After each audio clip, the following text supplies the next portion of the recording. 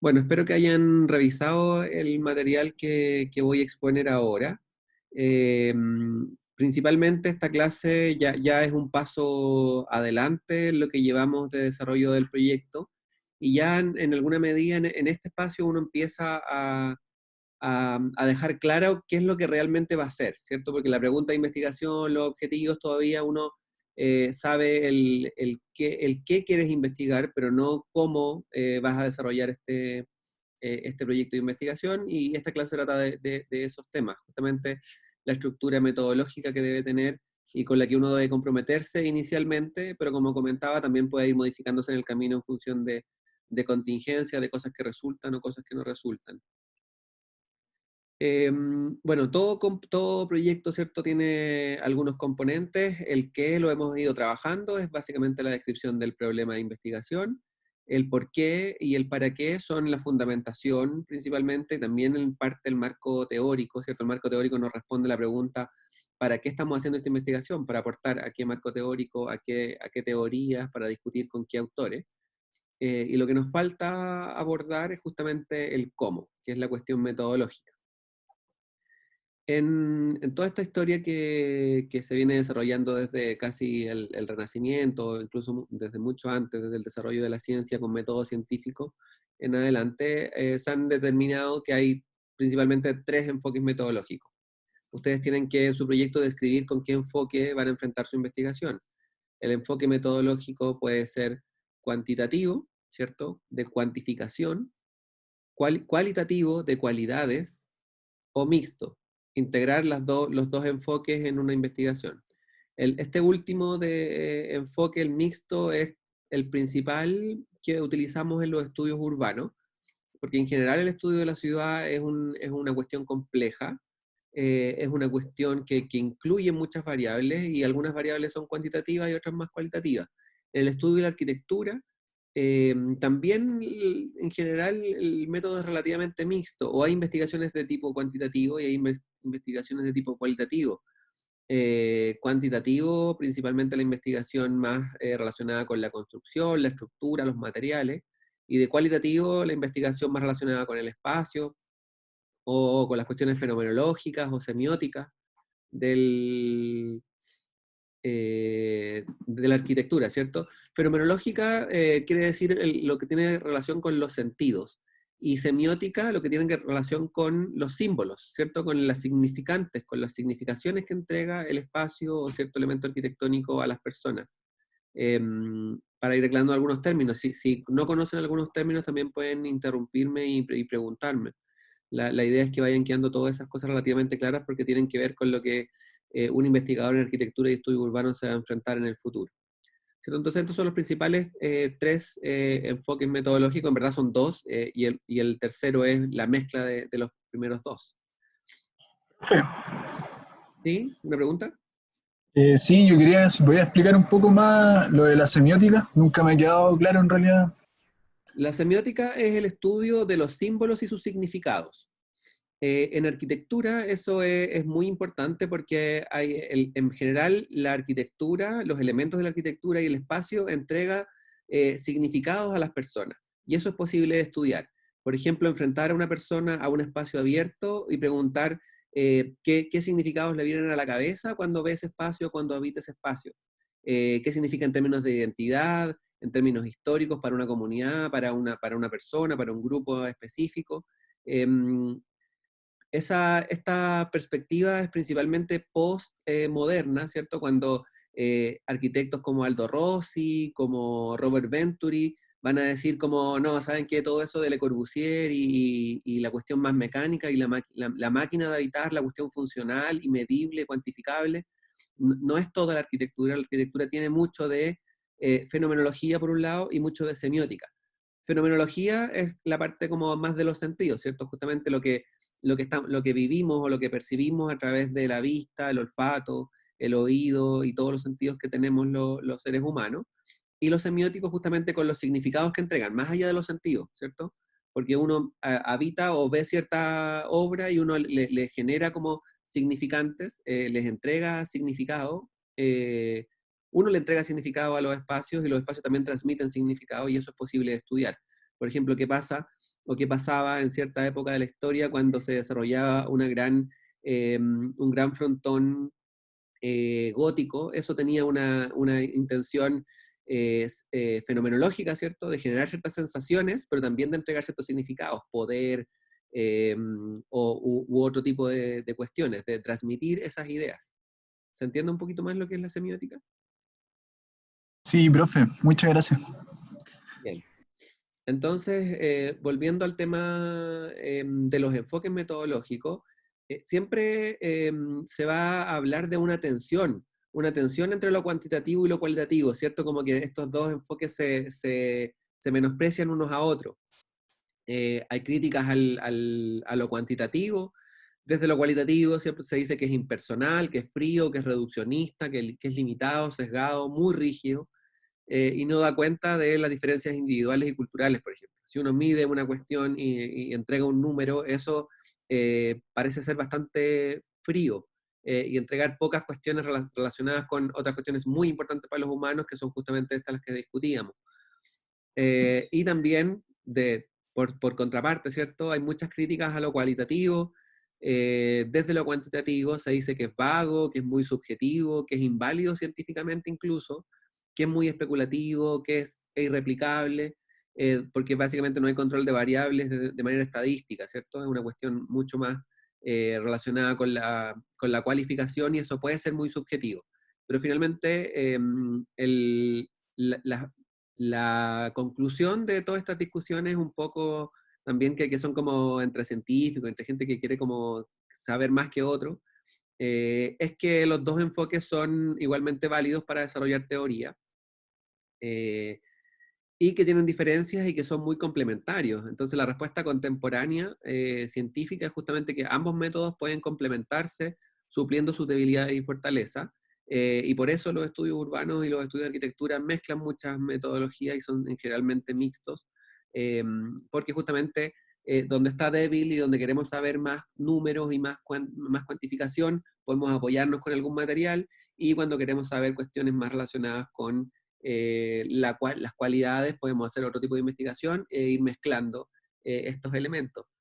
El, el documento de esta clase que está expuesto es un poquito largo y un poquito denso, pero explica justamente esta complementariedad de métodos, y está súper interesante porque ahí hay un concepto que yo no lo voy a tratar ahora en esta clase, sino que ustedes lo pueden revisar en ese documento, que es el de la triangulación.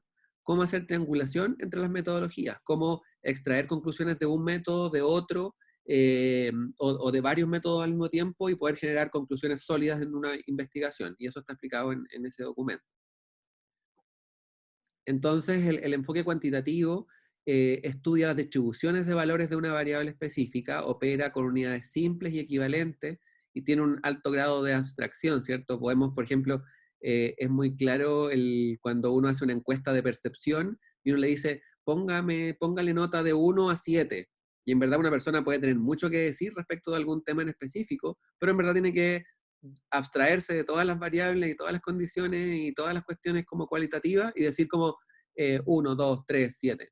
Esa es la abstracción del enfoque cuantitativo, pero al mismo tiempo tiene mucha potencia porque permite llegar a estadísticas y a números, y el número siempre impacta en investigación, ¿cierto? Decir el 87% de las personas hacen esto, que decir como, bueno, la mayoría que piensa este tipo de cosas, hace este tipo de cosas, que sería una conclusión más cualitativa. El 87% va a ganar en una discusión, ¿cierto? O por lo menos en el pensamiento occidental, y muy apegado al enfoque cualitativo con el que venimos mucho rato trabajando. Uno se va a quedar como, el 87%, más es que depende del grupo, depende de la etnia, ya como que hay una cuestión como de peso del argumento, que siempre tener un número por ahí impacta en el debate, y eso es interesante. Pero al mismo tiempo el enfoque cualitativo trata de articular la abstracción y la concreción, ¿cierto? Puede hablar de cosas mucho más concretas y puede entrar en detalle. Integra la dimensión subjetiva, que es súper importante para los humanos, pero también, bueno, tiene como ciertos grados de poca concreción, es justamente en este sentido de que no puede entregar una cifra tan rotunda para explicar un fenómeno, pero lo puede explicar más en detalle, y yo creo que llegando a mucho mayor profundidad. y esas son como las diferencias.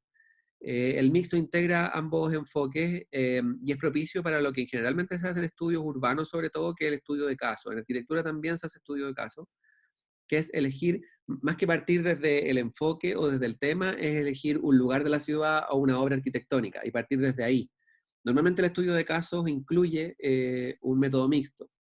Es muy raro el estudio de casos que sea como 100% cualitativo o 100% cuantitativo, porque finalmente estamos insertos y en verdad tenemos que, como elegimos un lugar específico o una obra arquitectónica específica, lo que podemos hacer es justamente enfocarnos en eso y poder traer distintas herramientas de distintos enfoques.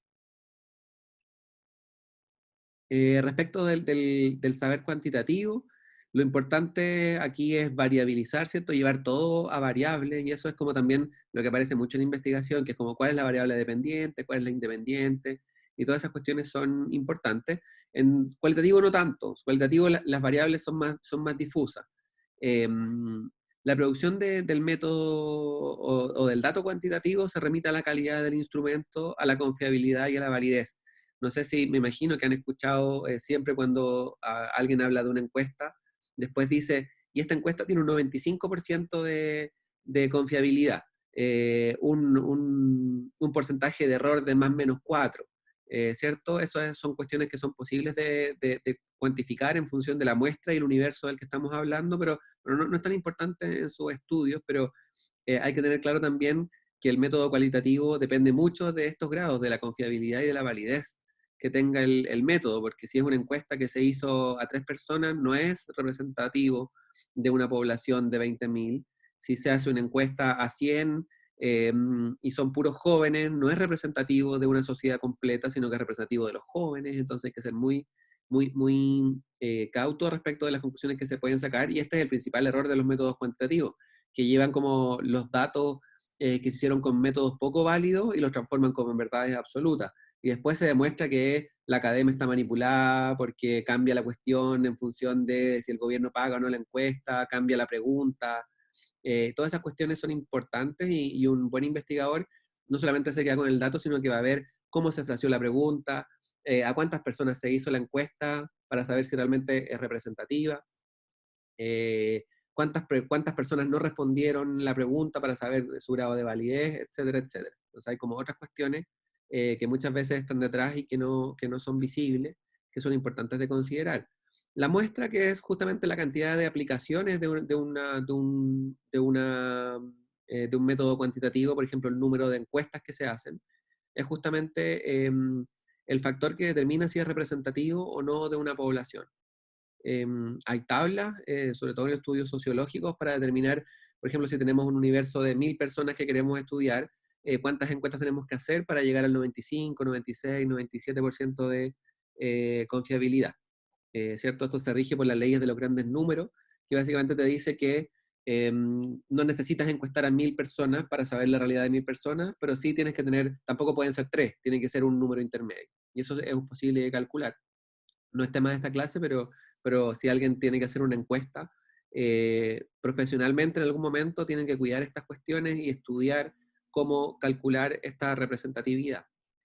La encuesta cuantitativa investiga principalmente individuos, valores, utiliza preguntas de selección, de alternativa, diseña instrumentos acuciosos muy detallados y estudia mucho cómo se aplican estos. Lo normal en una encuesta es que tenga un buen periodo de pilotaje, es decir, de probar la encuesta para ver que las preguntas se entiendan bien, que no haya sesgo, que todo el mundo pueda tomar este instrumento y aplicarlo de buena forma. La etapa de diseño tiene que ser muy detallada, porque una encuesta que tenga una pregunta mal fraseada y que la gente esté entendiendo mal puede llevarte a errores muy significativos. Y bueno, lo principal también es pensar que todas las variables que queremos estudiar con método cuantitativo tenemos que llevarlas a una escala, ¿cierto? Tenemos que pasar de esto de cómo percibe usted, que es una pregunta casi cualitativa, a dígame de 1 a 7 cómo percibe usted. Y esa cuestión es una decisión que tiene que tomar el método cuantitativo. Puede ser una escala numeral, ¿cierto? Como dígame del 1 al 7, o escala ordinal, ponga en orden estos elementos, cuál es primero, cuál es segundo, cuál es tercero. una escala escalar, ¿cierto? Que pueda entregar variables que no son específicamente numerales, que pueden ser alternativas, por ejemplo. Elija entre estas alternativas cuál es la que mayormente lo representa. Y eso es una escala que no es numeral ni ordinal. Y la cuarta tipo de escala es la de intervalos, ¿cierto? La de intervalos se refiere a justamente unificar muchas escalas numerales en algunos tramos. Porque, por ejemplo, cuando uno pregunta la edad de una persona en una encuesta, yo no quiero saber específicamente si tiene 1, 2, hasta 100 años, porque son muchas alternativas, pero sí puedo colocarle alternativas para decir como, bueno, de 1 a 5, de 5 a 14, de 14 a 18, y esos intervalos también tienen que ser pensados, por ejemplo, para ser comparables con otras encuestas o que caiga justo, por ejemplo, el año o la edad con una cuestión que yo pueda linkear con otros temas. Por ejemplo, una encuesta que yo pregunte edad, es muy importante que el 18 años quede muy marcado, porque yo sé que ahí está la mayoría de edad en Chile, por ejemplo. Entonces sé que entre 0 y 5 son gente que va al preescolar, entre 5 y 18 gente que está en la educación básica y media, entre 18 y 35 son gente que tiene otro tipo de características, entonces esos intervalos son importantes. O por ejemplo, si estamos haciendo estudios de la historia de Chile, un año como 1973, por ejemplo, donde fue el golpe militar y empieza la dictadura en Chile, debería ser un año que esté marcado, porque finalmente las vidas de las personas cambió mucho antes del 73 y previo al 73, entonces saber ese número y que esté en los intervalos es súper importante. Y así, entonces pensar si vamos a usar qué tipo de escala y pensar cómo hacer clúster de esta escala y estos intervalos es súper importante, y lamentablemente solamente se puede hacer antes de aplicar una encuesta y no después. Cuando ya tenemos los datos ya no podemos cambiar. Y ese es un problema también de los estudios cuantitativos. Otra cuestión completamente distinta, tiene sus propias reglas y sus propias formas, son los estudios cualitativos, ¿cierto? El conocimiento de objetos codificados. Ya no vamos a hablar de escalas ni de números, sino que vamos a hablar de códigos y categorías de análisis. Y eso es lo principal, porque requiere también un nivel de abstracción no tan alto como de llevar un tema a un número, pero sí de un tema que yo quiero estudiar, sacar distintas categorías es súper importante. Desmenuzar el tema de investigación en categorías, normalmente asociadas mucho con los objetivos de investigación, es súper importante. Vamos a hablar en todo caso cuando veamos cómo trabajar o cómo analizar los datos cualitativos, a qué nos referimos con códigos eh, y ese tipo de cosas. ¿Qué es lo que busca la investigación cualitativa? La observación de los significados de la semiótica, las reglas de significación, análisis de comprensión de las comunidades de hablantes.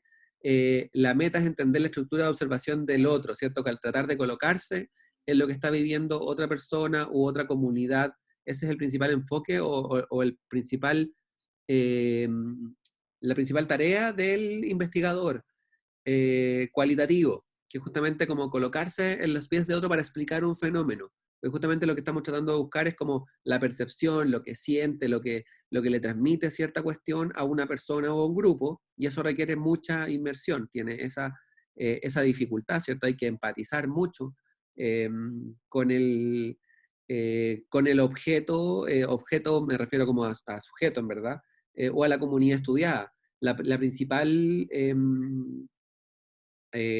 una de las principales ciencias que estudia a través de método cualitativo a la humanidad es la antropología, y la principal metodología que usa la antropología es la etnografía, que es justamente esta tradición histórica de los antropólogos de irse a vivir con una comunidad. Y ahí están los estudios clásicos de etnografía, que es un método cualitativo, de irse a vivir 5, 10, 15 años a una comunidad, por ejemplo, indígena, para poder entenderla y ponerse en los zapatos, en los pies de estas personas. Eh, Ese es el nivel como de compromiso que tienen algunas metodologías, otras que son bastante eh, menos, menos significantes para la vida de un investigador, pueden ser las encuestas, o sea, las entrevistas, pero finalmente lo que estamos buscando son cuestiones cualitativas. En una entrevista no deberían aparecer póngale nota o elija entre estas alternativas, sino que justamente queremos ir a la profundidad, justamente para hacer empatía y tratar de sacar conclusiones de eso. Describe significados, perspectivas, visiones del sujeto investigado, no visiones propias, a menos que uno esté inserto en el campo de, uno sea parte de, también es posible que el investigador sea parte del sujeto investigado, de una comunidad específica. Pero en general lo que estamos buscando es exponer justamente la visión del sujeto investigado. Los instrumentos de investigación principales son las entrevistas, las autobiografías, las biografías, testimonios, historias orales de vida, ¿cierto? Grupos de discusión, otros instrumentos como el análisis de imágenes, videos, planos, etcétera, que no pueden ser medidos de forma cuantitativa, ¿cierto? Si analizamos imágenes, puede haber análisis cuantitativo de imágenes, pero me parece bastante menos interesante que el análisis cualitativo de imágenes, ¿cierto? Los significados de ciertos elementos en cierta fotografía, el uso de cierto lenguaje, de ciertas formas de hablar en algún video. Esas son las cuestiones que le interesan al método cualitativo. Entonces, respecto del capítulo que ustedes tienen que escribir para sus trabajos de metodología, de seminario de investigación, son justamente estos temas. El tipo de diseño propuesto según la pregunta de investigación, el método tiene mucho que ver con la pregunta, el periodo y lugar de realización del estudio, también es muy importante colocarse reglas en función de este tipo de cosas, periodo en términos de tiempo, entre qué año y qué año voy a investigar, etcétera, etcétera, en qué lugar específico, cuáles son los límites de ese lugar, etcétera. ¿Cuál es la muestra? ¿Cuál es el criterio de selección, inclusión o exclusión para elegir tanto a los encuestados como a los entrevistados? Esto aplica como a ambas tipos de metodología. ¿Cuál es la muestra que yo voy a elegir? ¿Y por qué la elegí? Eso también es importante dejarlo claro. ¿Por qué yo me centré en los jóvenes entre tal y tal edad y al resto de los encuestados, o no hice encuesta ni entrevista a otros actores? ¿Por qué elegí tales o cuales oficinas de arquitectura que estudiar? Etcétera, etcétera, son cuestiones que ustedes tienen que declarar en su capítulo de metodología o marco metodológico. Tienen que explicar la selección de variables, ¿cierto? Normalmente según el problema o el objetivo, uno tiene el objetivo 1 o 2 de los específicos y coloca, bueno, del objetivo 1, que es estudiar significados, yo puedo sacar 2 o 3 variables que quiero investigar, y voy haciendo como esa cuestión de objetivo y qué variable. Y también puedo inmediatamente hacer como el empate con qué metodología voy a tratar de explicar esa variable o medir esa variable en el caso de lo cuantitativo.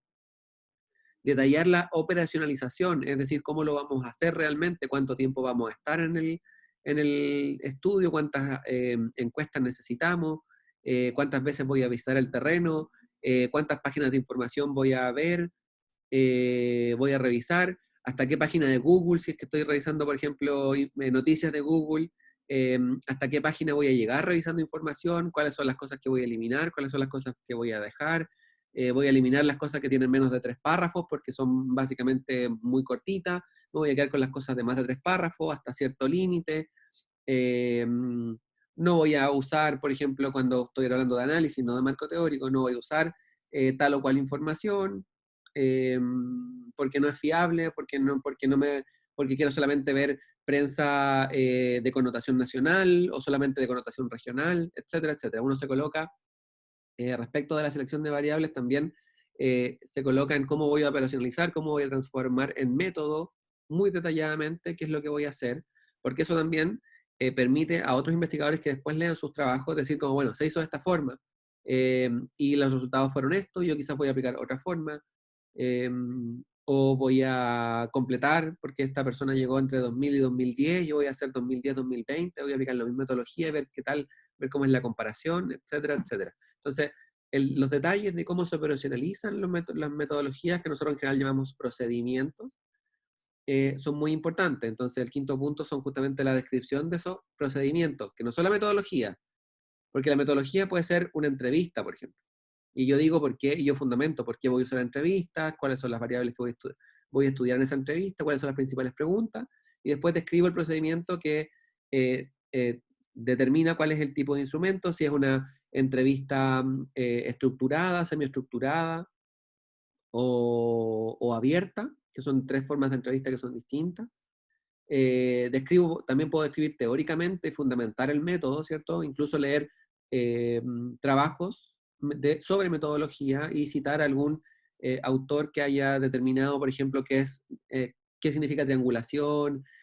El trabajo escrito que les dejé puede servirles también como para ser citado cuando usan método mixto, porque es importante mezclar los métodos.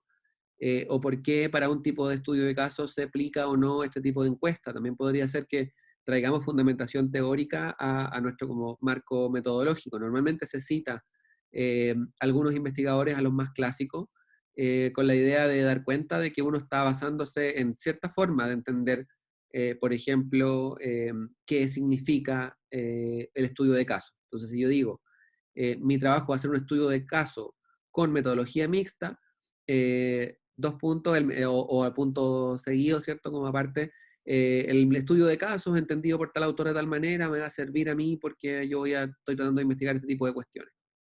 Eso le da peso al marco metodológico. O también hay mucho trabajo científico relacionado con la metodología, que no hace estudios específicos de alguna disciplina, o sea, como que su caso son las metodologías, y entregan conclusiones de cosas que funcionan, no funcionan, etcétera. También es interesante poder, si yo tengo alguna metodología que está recién como partiendo, o que no está tan como clara de qué significa, ir a buscar autores que me permitan decir que esta metodología existe, que se está trabajando. Vamos a hablar más adelante, por ejemplo, de la etnografía, que es el estudio de los grupos o de las comunidades en Internet, y es una metodología completamente nueva, entonces vamos a tener que leer algún trabajo de alguien que esté escribiendo sobre etnografía, y lo tenemos que citar con la idea de que no digamos, bueno, esta metodología me la estoy inventando, sino que hay otros investigadores, hay una comunidad de investigadores que está aplicando esta metodología y que está funcionando. Eso le da peso al marco metodológico. La descripción del instrumento, ¿cierto? El número, el tipo de pregunta, y la aplicación del instrumento. ¿Cómo voy a conseguir, por ejemplo, a los encuestados, a los entrevistados?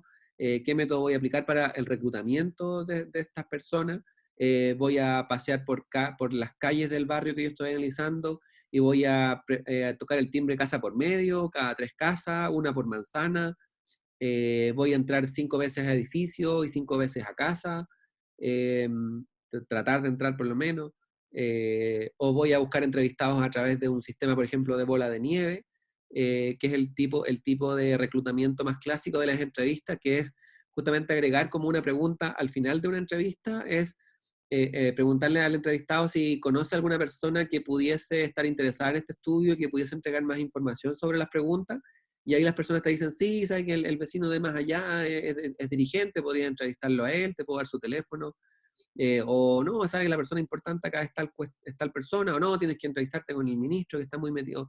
Esa fórmula se llama bola de nieve, que es básicamente incluir como una pregunta al final de una entrevista a quién más se le ocurre al entrevistado que tú como investigador pudieses entrevistar. Y así hay otros métodos para encontrar, y todas esas cuestiones son importantes de dejarlo muy claro en el método, en el capítulo de marco metodológico. Respecto de las técnicas en sí mismo, bueno, también para cerrar un poquito el tema del capítulo, este capítulo también es uno que se va completando a medida que uno avanza, porque uno se encuentra, por ejemplo, con que uno se imaginó una metodología, la escribió, y luego se dio cuenta que no servía, o uno la escribió como pensaba que podía ser, pero después se dio cuenta analizando que en verdad no había tanta información, o que había mucha y que había que seleccionar, y esos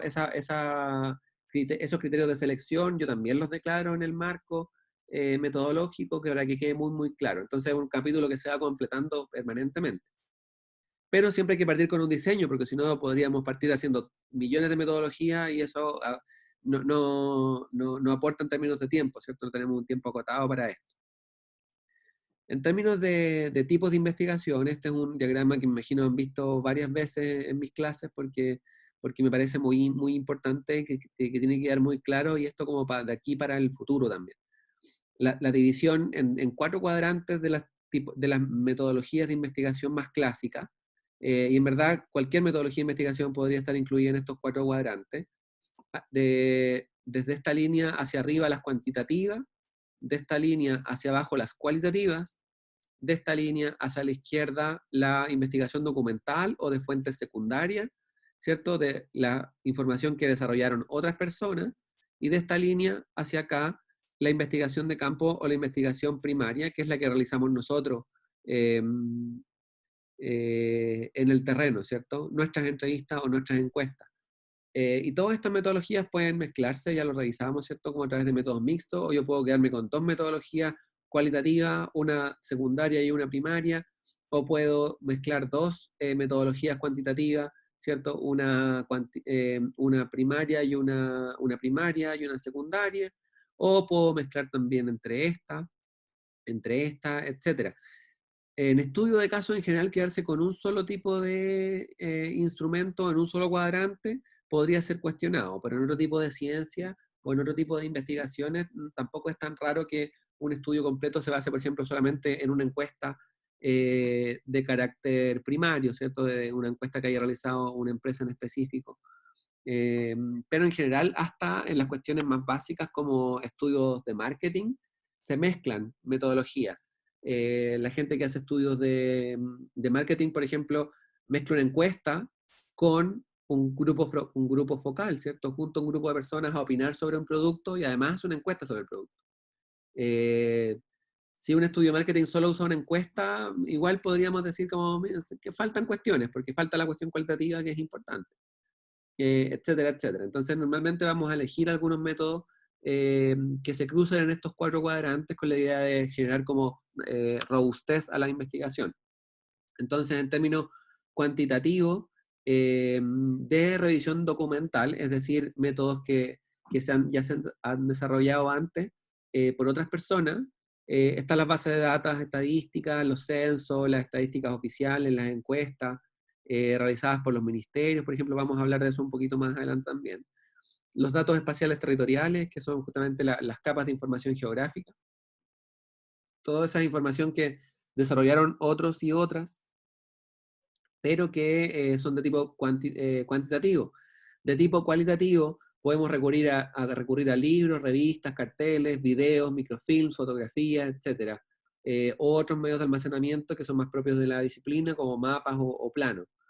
Luego en el cuadrante de arriba, ¿cierto? Investigación cuantitativa, pero de datos primarios, investigación de campo, están las encuestas que nosotros podemos hacer, que pueden ser telefónicas, postales, panel, que son las encuestas que se hacen cada cierto tiempo al mismo grupo, eh, o también encuestas online. Lo vamos a hablar un poquito más adelante también como una metodología que es cada vez más utilizada. No sé si han respondido encuestas estos últimos días de cuarentena y de confinamiento, que les ha llegado como por mail, como participa en este estudio de movilidad, etcétera, etcétera. Han llegado varias. Yo trato de responder en general encuestas porque sé lo que cuesta llegar a hacer una encuesta y a que la gente responda, así que trato de responderlas siempre. También como estudio de campo, pero cualitativo, tenemos todas estas, que son las entrevistas en profundidad, la observación en terreno, que es algo que también como disciplina hacemos harto, ir y analizar, generar información propia, por ejemplo, como croquis, fotografía, grabar el audio de un ambiente, etcétera, toda esa observación en terreno. La hacemos bastante. Los grupos focales o focus group, que son reunir, es como una entrevista, pero grupal, reunir a varias personas que tengan que decir algo sobre algún tema en específico y que conversen entre ellas. Y los levantamientos más interpretativos, que son como los mapas cognitivos, que las personas dibujen, que las personas participen de un mapa colectivo, etcétera, etcétera. ¿Sí? Esas son como las principales metodologías o las más clásicas.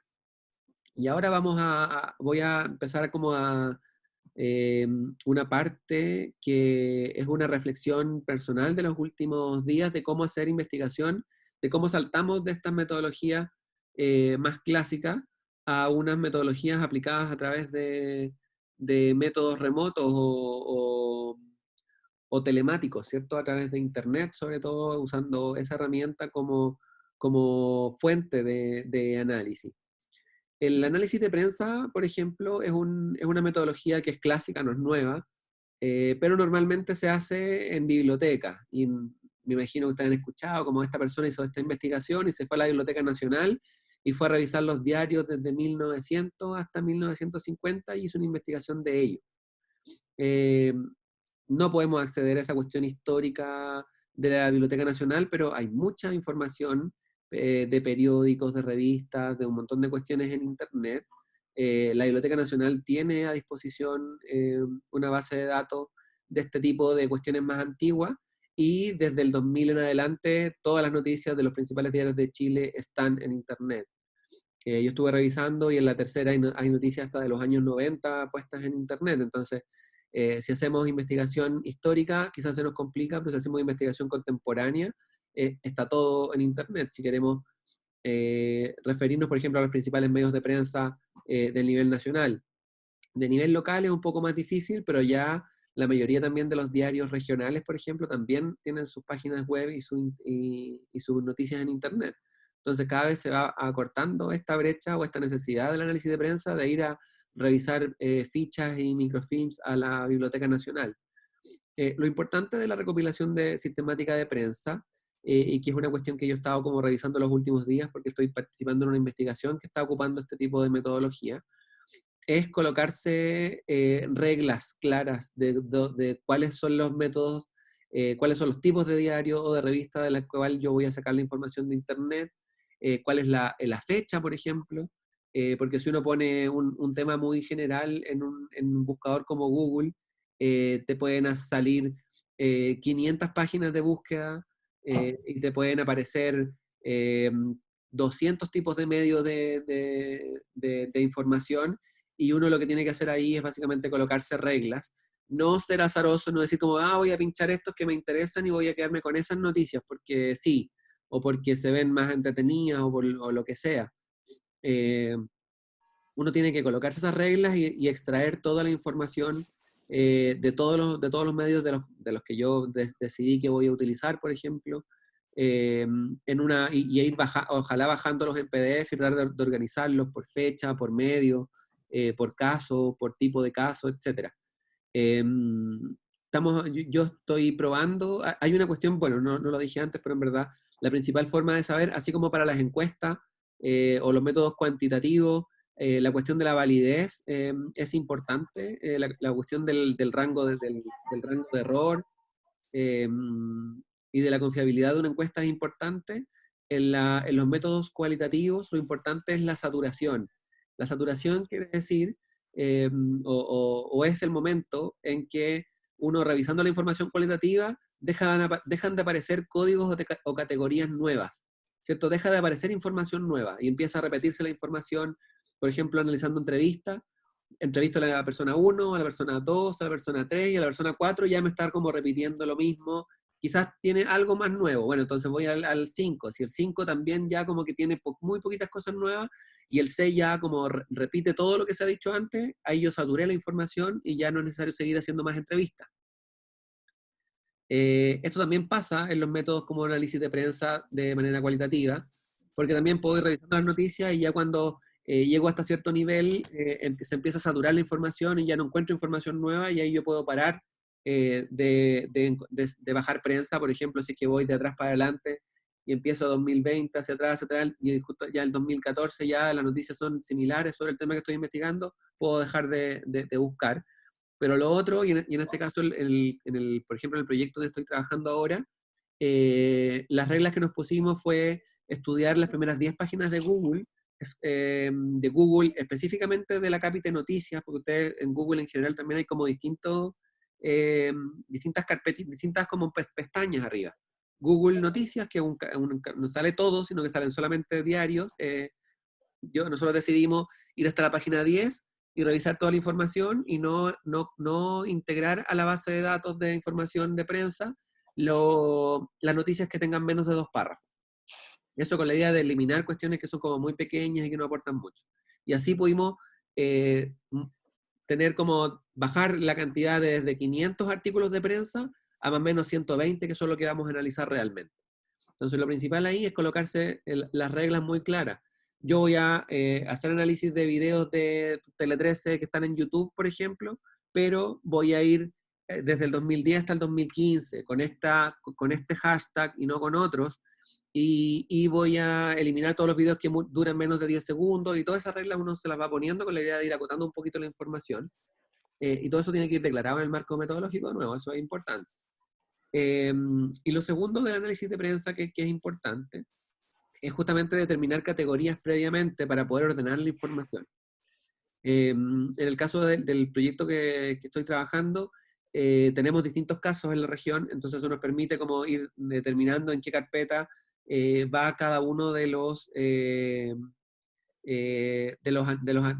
la prensa que estamos extrayendo por caso, y además por caso dentro tenemos 3 tipos distintos de prensa. Prensa judicial, prensa de divulgación más coloquial, que es como el análisis de prensa más tradicional, e investigación científica. Entonces dividimos esos 3 códigos que nos parece importante diferenciar en esta investigación. En otra puede ser otro lo que yo quiero investigar. Entonces cada caso tiene 3 carpetas y cada carpeta tiene alrededor de 5 o 6 noticias. Y eso me permite ya desde el principio ir ordenando la información y que después no tener una carpeta que yo extraje de PDF de internet, 500 PDF sin ningún nombre, sin ningún código, y sin ninguna subcategoría, que son como, estamos hablando de que las categorías las transformamos en carpetas cuando estamos trabajando telemáticamente, que si estuviésemos trabajando a mano con análisis de prensa, serían como montoncitos en el escritorio de distintos tipos de información. Como es telemático, hay que hacerlo inmediatamente en carpetas de nuestro sistema operativo.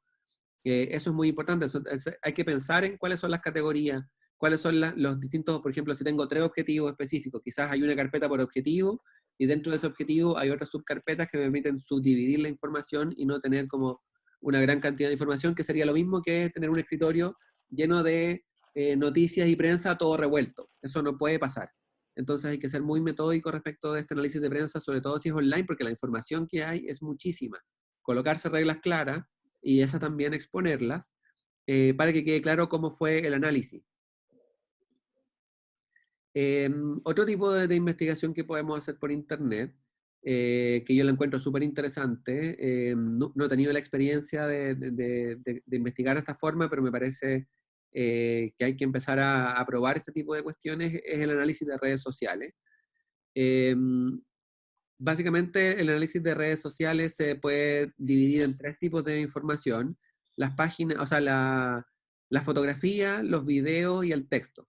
Eso incluso lo podríamos separar, ¿cierto? Pero en general, como viene junto, como en un tweet, viene una foto más un texto, más alguna otra información como la fecha de emisión y ese tipo de cosas, podemos ordenarlo así, o incluso podríamos separar. Si hacemos análisis de cierta red social, como colocar todas las fotos en un lado, colocar todos los textos en otro, y así diferenciar por tipo, pero en general, bueno, esas son las 3 cosas que aparecen. Entonces, ya este análisis de redes sociales se va pareciendo un poquito más a una técnica tradicional de investigación, que es el análisis fotográfico o el análisis de audio, porque el video además se puede dividir en imagen y audio. Y el análisis de discurso, que es el análisis justamente de los textos. Lo vamos a ver en todo caso después, qué es lo que busca el análisis de discurso. Para hacer este tipo de análisis de redes sociales, se puede hacer se puede analizar grupos específicos o cuentas específicas, siempre y cuando sean abiertas. Y aquí hay una cuestión como ética que yo he estado investigando los últimos días, que hay que ser muy cuidadoso. No podemos hacer investigación de cuentas que son cerradas y que una persona no sabe que tú estás investigando y que su cuenta es cerrada. Su cuenta de Instagram, por ejemplo, o un grupo en Facebook que requiere admisión. Si no declaramos que nosotros somos investigadores, no podemos ocupar esa información por cuestiones éticas. No obstante, está ampliamente aceptado el uso de información de grupos o de cuentas que son abiertas, ¿cierto? En general, como hacemos análisis de política o de cuestiones que son como más de orden público, nos vamos a enfrentar a cuentas que son abiertas. Podemos analizar personajes que hacen tweets que no tienen sus cuentas cerradas, sino que hacen un tweet y todo el mundo lo puede ver. Eso lo podemos usar como información. De un ministro, de ciertos actores relevantes, de cierta persona que publica una información en Facebook, de manera abierta en su fanpage, no de manera cerrada en su perfil de personal, porque tenemos que ser amigos de esa persona para ver esa información, entonces no podría utilizarse ese tipo de cuestiones. O foros abiertos también se pueden investigar, pero no foros cerrados que requieren admisión, a menos que yo declare a la persona que me admite que yo soy un investigador y que voy a entrar al grupo a hacer investigación. Entonces tenemos que ser muy cuidadosos de qué es esa información Este tipo de investigación se puede trabajar de manera cuantitativa y cualitativa, pero hay cuestiones cuantitativas súper interesantes que hacer con esta información. Se pueden cuantificar algunos datos que exponen, ¿cierto? Ahora con lo último que está pasando sobre el COVID, hay muchos tuiteros que empiezan a colocar cifras y a comparar y a proponer como estudios y a proponer porcentaje, a pesar de que no es 100% cuantitativo porque estamos analizando qué es lo que dice una persona. Puede ser interesante como contrastar esos discursos que son más cuantitativos.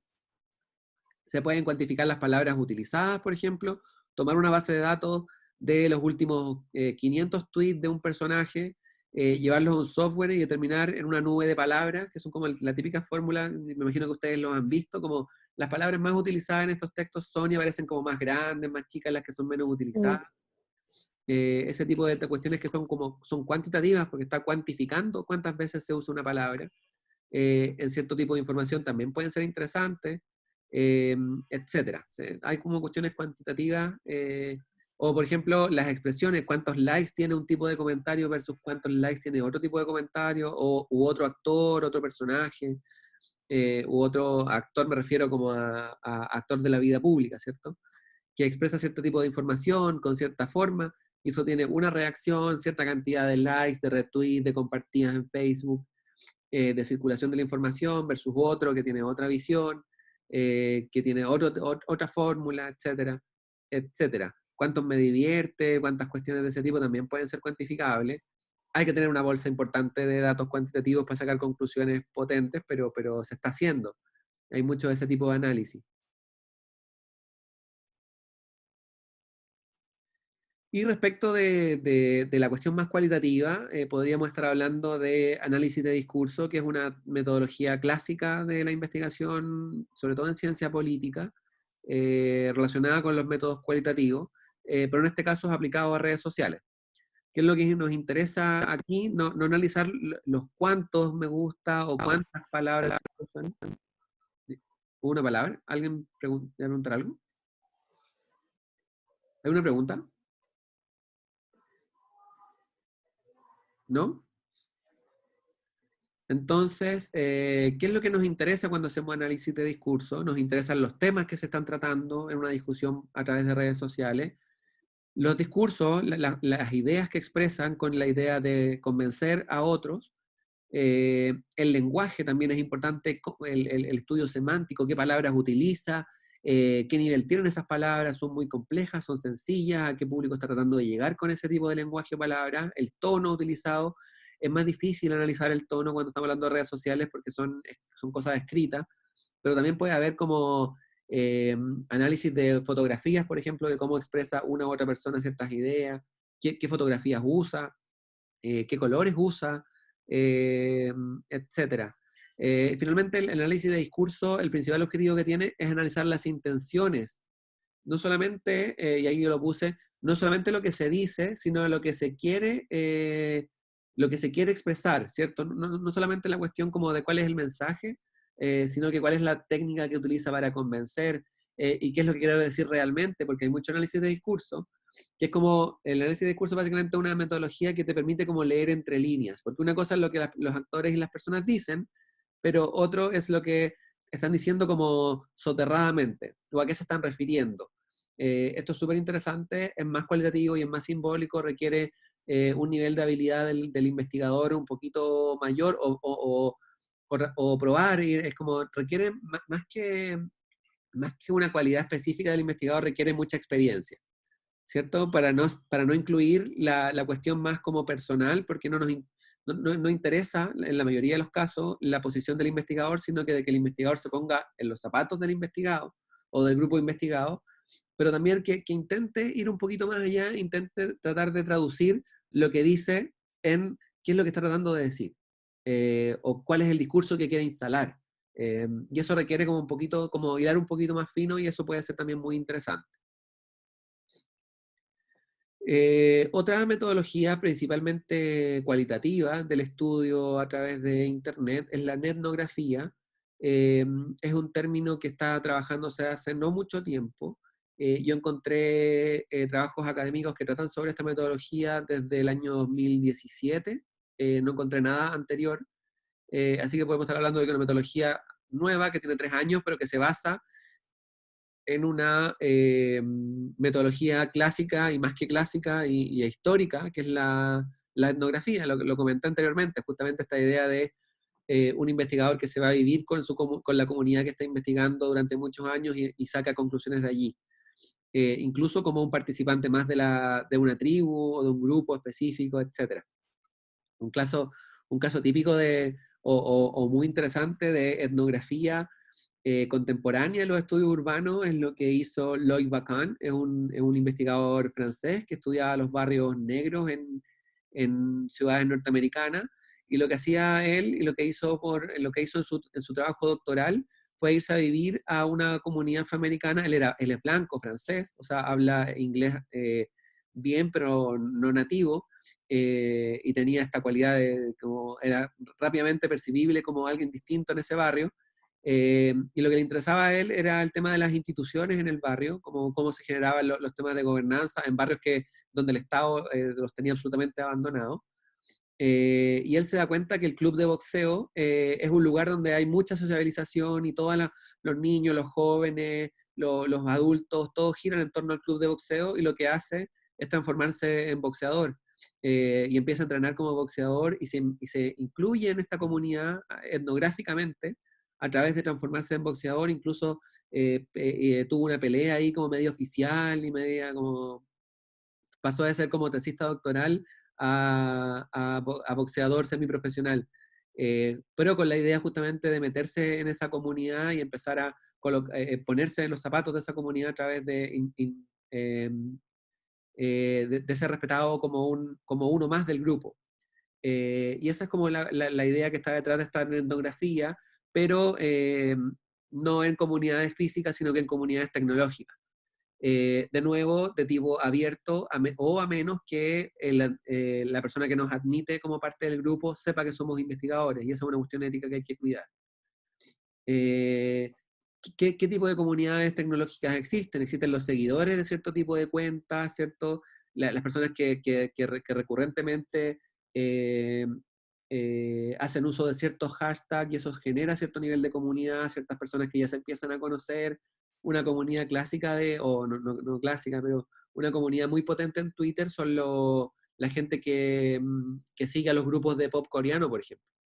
Y ya hay muchos de esos jóvenes que se comunican en Twitter, que son muy famosos, tienen un montón de seguidores, justamente en torno a la información que colocan sobre estos grupos, y esta comunidad, y se generan especies de comunidades en las que uno puede involucrarse. Grupos de Facebook, foros de Internet, esos como son los más clásicos, pero pueden haber otros. Entonces, lo principal de esta metodología es cuidar, pero mucho, mucho el anonimato de los participantes. No se individualiza nunca la información, nunca se dice en tal foro tal persona dijo tal cosa. Estamos investigando y estamos haciendo análisis un poquito más, un poquito superior. Entonces estamos hablando de grandes conclusiones y de grandes cuestiones. Entonces tratamos de no individualizar, y si vamos a usar, por ejemplo, una fotografía que alguien puso de forma abierta, de nuevo, en Instagram, vamos a tratar de borrar los nombres, tacharlos, que no se identifiquen los usuarios, y ese tipo de cosas. Distinto la cuestión respecto de las empresas, pero respecto de las personas, el anonimato es súper importante. No podemos utilizar este tipo de información en investigación individualizando personas. Y eso también pasa en la etnografía, en la etnografía física, ¿cierto? Si uno está metido en un movimiento social y está investigando eso, uno no pone en su seminario de investigación como: y tal dirigente con tal nombre dijo tal cosa, que iba a hacer no sé qué y que iba a romper no sé cuánto. Eso es muy peligroso y tiene que ser como muy, muy cuidado. Yo Eh, tengo una duda sí, diga. sobre si uno hace una etnografía y usa un grupo donde se publican fotos, pero no se puede nombrar como a los participantes, entonces no se citan las imágenes así como con fuente. No se cita al usuario, se cita de dónde sacó se cita foros de Como el internet. grupo, ¿o no? Claro, se cita el grupo donde se sacó esa información, y si hay caras en las fotografías, también lo mejor es como usar esos filtros para que las caras no se identifiquen, Ya. Ah, ya. si vamos a utilizar ese tipo de información. O sea, esa información para el análisis siempre va a estar, digamos. Cuando uno la quiere publicar en su seminario, eso hay que cuidarlo. Y claro, se cita justamente como fuente el grupo de la cual se extrajo, no la persona específica que lo colocó. Sobre todo si estamos estudiando cuestiones relacionadas con movimientos sociales, porque puede significar que haya seguimiento incluso policial, hay como unas cuestiones éticas bien, bien serias. Quizás en las investigaciones que hacemos nosotros no tanto, pero hay otras investigaciones sociológicas donde, por ejemplo, un investigador puede estar investigando un grupo altamente criminal, una pandilla, y la investigación no puede ser utilizada como medio de prueba, por ejemplo, en un juicio. Entonces no podemos individualizar personas. Podríamos estar incluyendo como en delitos de propiedad intelectual, y eso es muy serio. Entonces hay que cuidar mucho este tipo de cosas cuando hacemos este tipo de metodología. ¿Ya? El investigador puede participar del grupo, puede hacer preguntas en un foro, por ejemplo, siempre y cuando declare que está haciéndolo para un estudio. Puede participar, en etnografía también es lo mismo, si uno participa de un movimiento social y quiere opinar y quiere dar una idea, lo más importante es siempre que declare que esto va a ser usado para un estudio, entonces eso le da como libertad a las personas para decidir si quieren participar o no de la encuesta. Pero en un foro no es tan raro, por ejemplo, si estamos analizando algún foro específico donde hay una comunidad relativamente activa. Hola chiquillos, ¿saben que quiero hacer una pequeña encuesta? Porfa, ayúdenme con esto. Respecto de la percepción de no sé qué, es muy cortita, porfa, respóndanla y que lleguen hartas respuestas. No es extraño, porque en verdad si no se solicitan datos muy personales, incluso uno en una encuesta puede no pedir el nombre de la persona con la idea de que tenga absoluta libertad en la cantidad o en las respuestas que va a dar, ¿cierto? Y esto último es que es súper importante, no por ser etnografía, no por ser por internet, requiere menos inmersión que una etnografía normal o una etnografía física. Si vamos a analizar un grupo y una comunidad, tenemos que estar muy metidos en la comunidad, estar revisando recurrentemente lo que se está posteando, la información que se está circulando. Nos sirve como otras metodologías, como ir una vez al mes a ver qué pasa. Hay que estar como muy inmerso, porque requiere como este nivel de análisis que es como muy específico, ¿cierto? De nuevo, lo cualitativo que va a lo específico y al detalle. Entonces es súper interesante lo que está surgiendo. También pueden revisar en Google Scholar algunos trabajos que ya están hablando de etnografía, y que mezclan también análisis de discurso, de actores, etc. Otro tipo de metodologías que me parecen interesantes son la creación de mapas online. Hay muchas personas, investigadores sobre todo, que están desarrollando estos mapas de forma personal a través de algunas metodologías secundarias, o también de forma colectiva. Es básicamente el uso de métodos que son posibles de acceder a Internet, como por ejemplo un mapa donde uno puede hacer colocar como pinchos, ¿cierto? Y por ejemplo, este es un mapa el que muestran aquí, como de conflictos socioambientales, que lo está haciendo la red de investigación Sur, que es en base a noticias. Entonces las noticias, que es el análisis de prensa, que es la otra metodología que habíamos estado conversando, empieza a hablar, bueno, los conflictos medioambientales están aquí en tal lugar. Y lo que hace este investigador es justamente localizarlo en el lugar y colocarle una nomenclatura. Los verdes son cierto tipo de conflictos, los naranjos son otro tipo de conflictos, y así la generación de un mapa y de información, en este caso a través de prensa, pero también puede ser de forma colectiva. Por ejemplo, que las personas determinen a través de una encuesta o de entrevistas, les puede preguntar a las personas dónde es tu barrio de nacimiento, y nosotros llevamos esa información y la colocamos en este tipo de plataformas. Podría ser interesante si es que lo que estamos estudiando son barrios de origen, o cómo la gente se mueve en la ciudad, etc. Entonces, se puede hacer de forma personal, acudiendo a otras metodologías como análisis de prensa, análisis de papers, análisis documental, cierto, bibliográfico anterior, análisis de redes sociales incluso. Si lo que estamos investigando es redes sociales de algún tipo, incluso podríamos colocar desde dónde se están posteando y tener, por ejemplo, un mapa a nivel mundial. Yo estoy investigando el hashtag, por ejemplo, Smart City, y la gente que utiliza ese hashtag resulta que está hay muchas en Nueva York, otras en Londres, tener un mapa a nivel mundial, como donde yo coloco estos pinchos y digo desde dónde se está hablando en redes sociales de este concepto que yo estoy buscando en Instagram. La información de localización en redes sociales también aparece recurrentemente. Entonces aparecen este tipo de metodologías que son que mezclan tipos de metodologías para tomar la información, pero que después se expresan de forma geográfica y son muy interesantes. Otro tipo de información a la que es posible acceder para hacer análisis, tanto cuantitativo como cualitativo, son la información georreferenciada vía software, principalmente, o los más conocidos son el Google Earth y el Google Street View, que te permiten esta cuestión, por ejemplo, más metropolitana, acercarte a cuestiones espaciales. Uno podría estudiar, por ejemplo, la volumetría de un barrio específico mirando las fotografías en 3D. Uno activa acá edificios en 3D y obtiene este tipo de imágenes, no en todos los lugares, ojo, no está disponible para todos los lugares, sino que está disponible para los centros de las ciudades principalmente, los centros de las ciudades a nivel mundial, o de las principales capitales. Entonces este es un sector de Santiago donde se muestra, por ejemplo, la edificación en altura. Para eso tienen que activarlo en este cuadrito de acá. Otra cosa interesante, por ejemplo, es que esta forma urbana, también hay fotos de años anteriores. Por ejemplo, esta foto no es del 2016, que es la última, sino que es del año 99.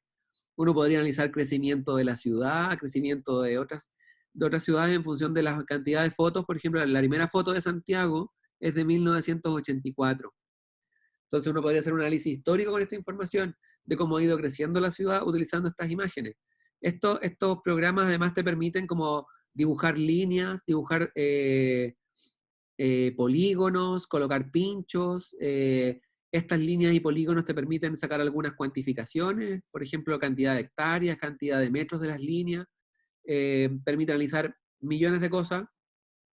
Incluso llegar como a las fotografías del Google Street View, que son este tipo de fotografías, que son este auto que pasa sacando fotos como hacia todos los sectores de un barrio o de una calle, que también permite saber mucho de la ciudad, de cuestiones cuantitativas, por ejemplo, de cuánto miden las calles. Uno podría tomar unas medidas muy aproximadas, no son muy exactas, pero uno podría hacer como algunas cuantificaciones, cantidad de pistas, si existe o no ciclovía, evaluar cierta calidad del diseño urbano, análisis de la masa vegetal, comparar con otras fotografías de otros barrios, un montón de cuestiones que se pueden hacer con esta información, un montón de análisis en base a estas distintas escalas, distinta información en términos de tiempo, en términos de capas, en términos de escala, que permite este tipo de software.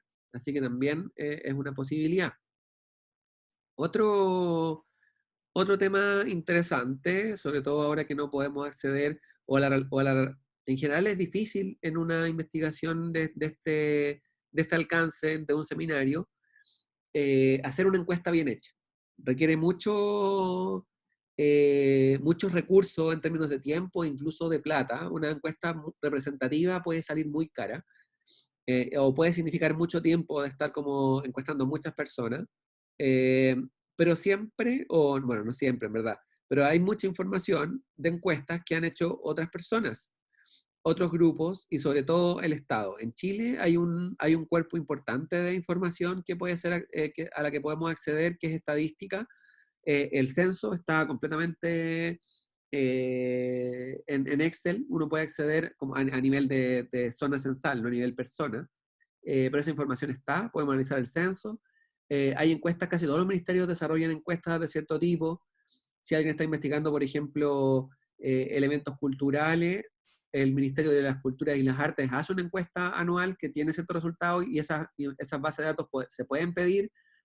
Yo tengo la experiencia personal de mandar correos electrónicos al Ministerio de Vivienda y Urbanismo, por ejemplo, y me han entregado bases de datos para trabajar con investigación.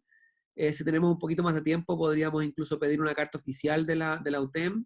Y esto, bueno, estoy pensando en otro tipo de proyectos cuando quieran un poquito más de tiempo, o si estuviésemos en seminario 1 quizás, conseguir una carta oficial de la UTEM para pedir esa información e ir personalmente a un ministerio a pedir la encuesta y los resultados de la encuesta en Excel para poder nosotros tener todos los datos y hacer nuestras propias estadísticas. Porque estos estamentos, los ministerios, el mismo Estado a nivel nación o los municipios liberan sus estadísticas, pero a nivel de gráfico, de grandes números, pero si tenemos el tiempo, podemos incluso acceder a las bases de datos originales y poder sacar nuestras propias estadísticas. Entonces, hay bases de datos de tipo encuesta, como les comentaba, hay bases de datos de información georreferenciada, que se visualiza a través de sistemas de información geográfica, que son los shapes, y que son justamente los SIG, como ArcGIS, QGIS, y todo ese tipo de software que permite ver la estadística, pero ya no a nivel de gráfico, sino que a nivel del espacio. Está la base de datos de inversión pública, el Banco Integrado de Proyectos, es una página web del Estado donde aparece toda la inversión pública de los últimos 20 años en Chile, y uno puede dividir ahí por tipo de inversión, por municipio, por región, y uno puede sacar análisis bastante interesantes de la cantidad de plata que se ha gastado en tal o cual tipo de proyecto, a nivel municipal incluso. Y luego están las fuentes de información, que son los portales de transparencia, que tienen otro tipo de información y que existen a nivel municipal, a nivel ministerial, a nivel nacional. Cada una de las instituciones del Estado tiene que tener un portal de transparencia y allí exponer datos estadísticos relacionados con su quehacer, de inversión, de presupuesto, de un montón de cosas, y hay cosas interesantes ahí como que pudiesen ser revisadas a través de los portales de transparencia. O también se puede pedir información por transparencia. Un muy buen amigo hizo una tesis doctoral sobre el reciclaje en Chile, y lo que hizo fue mandar un correo a través de los portales de transparencia a los 345 municipios de Chile, preguntando cuánto invertían, bueno, preguntando varias cosas en verdad, pero lo principal era como cuánto invertían en reciclaje, y con eso hizo un análisis comuna a comuna, se hizo un trabajo de chino de enviar estos 345 correos, pero la gracia es que el Estado está obligado a responder esas preguntas a través de estos portales de transparencia. Entonces, hay mucha información a la que se puede acceder, que es secundaria, pero que nosotros podemos trabajar y poder transformar en análisis bastante interesantes. Entonces, también, además de inversión pública, yo en general también he tenido harta experiencia en el desarrollo de estudios relacionados con la inversión pública y la inversión privada. La principal fuente de información sobre inversión pública es el Banco Integrado de Proyectos, y de inversión privada de gran escala es el sistema de impacto, de evaluación de impacto ambiental, el SEIA. Porque allí todos los grandes proyectos de inversión que tienen como impacto territorial, tienen que hacer sus declaraciones de impacto ambiental o sus estudios de impacto ambiental. Y allí aparecen montos de inversión de cada una de las personas que piden esos permisos. Entonces, si queremos investigar, por ejemplo, proyectos privados, podemos revisar una base de datos pública, que es justamente la gente que hace sus declaraciones y sus estudios de impacto ambiental. Entonces, ahí están como dos grandes bases de datos que te entregan unos Excel y unos puntos de Google Earth que son súper interesantes de revisar. Y el último de estas cuestiones que pueden ser formas de investigar a través de Internet son las encuestas online. Me imagino que ustedes en su vida y en los últimos meses, sobre todo, han respondido muchísimas de estas encuestas online. Hay distintas plataformas que permiten hacer esto, aplicar esta metodología. La más sencilla, que no requiere más que tener un correo que tenga acceso a las herramientas de Google, que puede ser su correo UTEM, por ejemplo, es el Google Form. Ustedes han visto que yo lo utilizo también como para estas clases, y en verdad fabricar una encuesta por Google Form es bien sencillo. Te muestra las 3 o 4 fórmulas típicas de pregunta, que son la encuesta, las alternativas, las de casilla, o las de valoración de 1 a 7, menos favorable, más favorable, etc. Tiene o respuestas cortas, respuestas largas, incluso para hacer otro tipo de análisis un poquito más cualitativo. pero hay otras también que son bastante más complejas, pero también requieren suscripciones o algunas requieren pago, como SurveyMonkey o ese tipo de plataformas. Lo importante de estas encuestas online es que tenemos que incluir sí o sí preguntas que permitan cuidar la representatividad del instrumento. ¿Por qué digo esto? Porque en general cuando uno hace una encuesta online, uno tiene dificultades para llegar a cierto tipo de personas. Si yo hago una encuesta en Google Form y se la envío a todos mis amigos y trato de que todo el mundo la conteste y los cateteo para que me contesten, o a mi familia, voy a tener un grupo a los que yo voy a llegar. Quizás mis amigos que tienen entre 25 y 35 años son los que más van a responder, más mi abuelita, más no sé quién. Entonces, en verdad no voy a poder hablar en términos de representatividad de que esa encuesta va a representar al universo de la sociedad chilena, sino que según las personas que me respondan la encuesta, voy a decir, bueno, entonces son las personas en verdad que tienen entre tal rango de edad o que viven en tal comuna. Entonces, es obligatorio incluir preguntas que nos permitan saber la representatividad, porque quizás tenemos un alcance a través de Internet, puede ser infinito, pero también puede ser muy corto, que puede ser como nuestros propios contactos o los amigos de nuestros contactos que se pueden parecer mucho a nosotros. Entonces, ese es el principal problema. Hay que ser muy cuidadoso de eso y después, cuando hacemos el análisis, justamente tener en mente que hay ciertos sesgos. Hay ciertos grupos etarios que contestan más preguntas, las personas de 50 para arriba no responden muchas preguntas, muchas encuestas por internet, los niños tampoco, por lo tanto tampoco, bueno, personas de menos de 18 años pudiera ser que respondan, pero hay que ver a qué grupo se llegó realmente con la encuesta y hacer un análisis de eso. Se pueden hacer preguntas de todo tipo, en general incluso hay investigaciones 100% o principalmente cualitativas que se apoyan de algún tipo de encuesta externa como más cuantitativa, pero solamente de apoyo. Estoy imaginando, por ejemplo, alguna investigación que sea como de trabajo de campo o de etnografía, que requiera, por ejemplo, algunas percepciones, póngale nota de 1 a 7 a esta fotografía de un buen espacio público, a esta fotografía de un mal espacio público, a esta fotografía de tu barrio, póngale nota a esta fotografía de un barrio de Las Condes. Ese tipo de cuestiones apoyan a la percepción, a cuestiones como más cualitativas.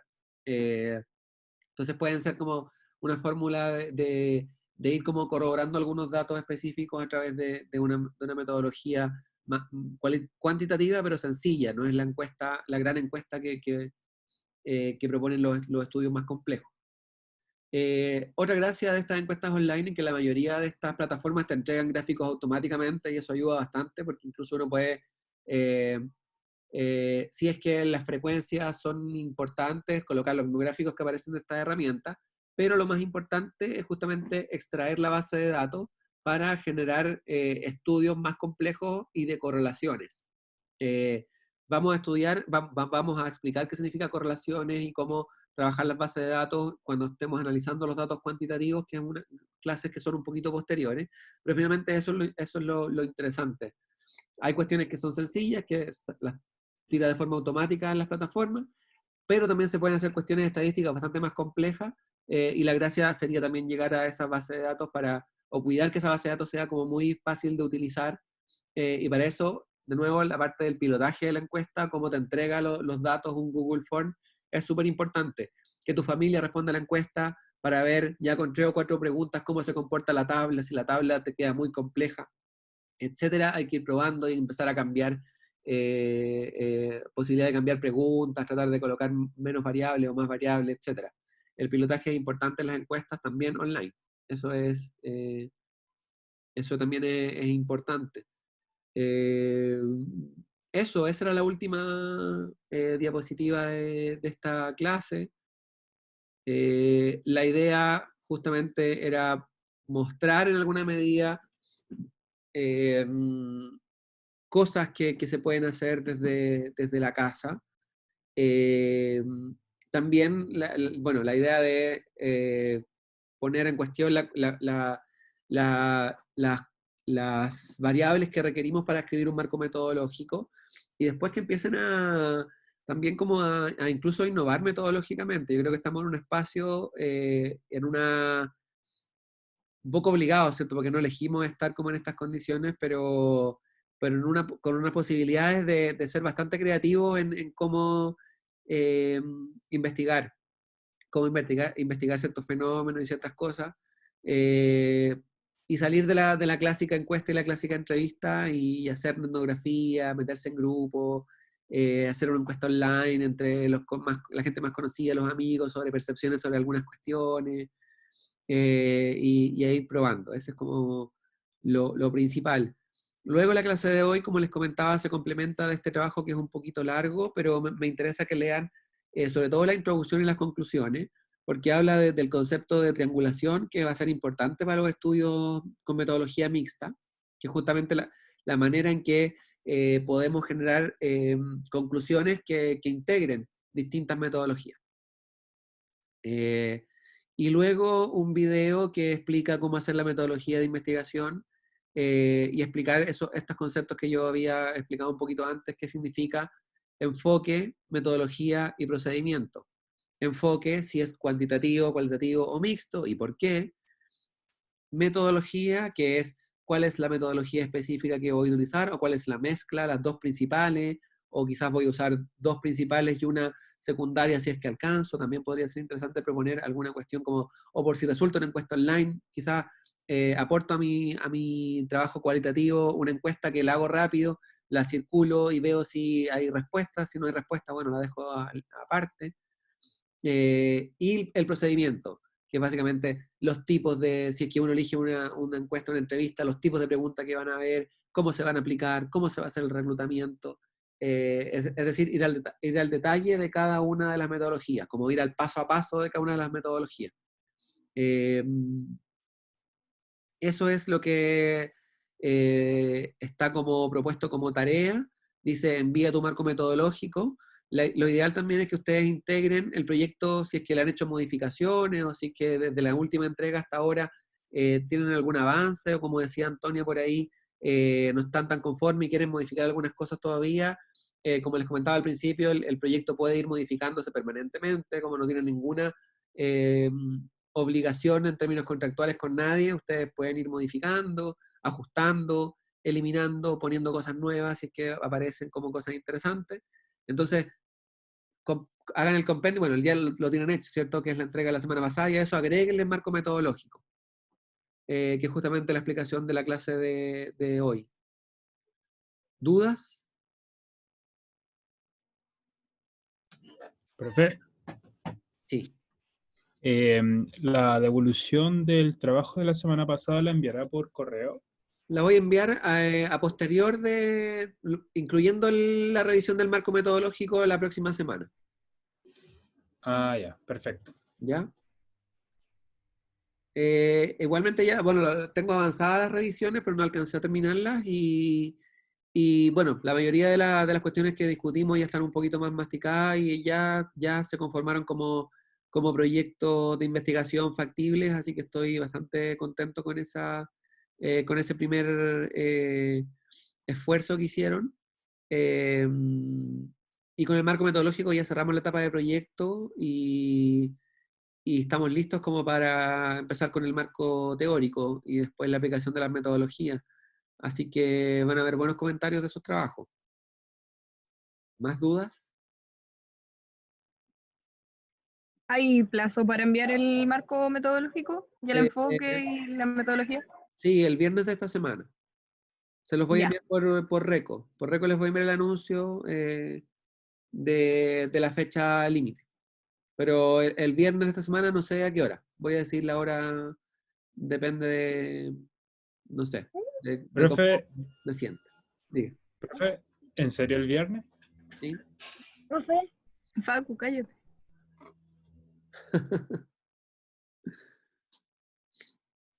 ¿Por qué requiere más tiempo, dices tú? Sí, igual yo pensaba podían darnos un poco más, quizás, no sé, hasta el domingo puede ser. O hasta el lunes. O hasta el domingo, creo. Puedo, Puede ser el lunes a mediodía. ¿Les interesa esa opción? Sí, por Sí. favor. Ya. Sí. Gracias. Lunes a mediodía entonces. Así yo tengo todo el lunes por la tarde de revisar, porque el martes tengo todo el día clase y el día miércoles llego con los trabajos revisados a la siguiente clase.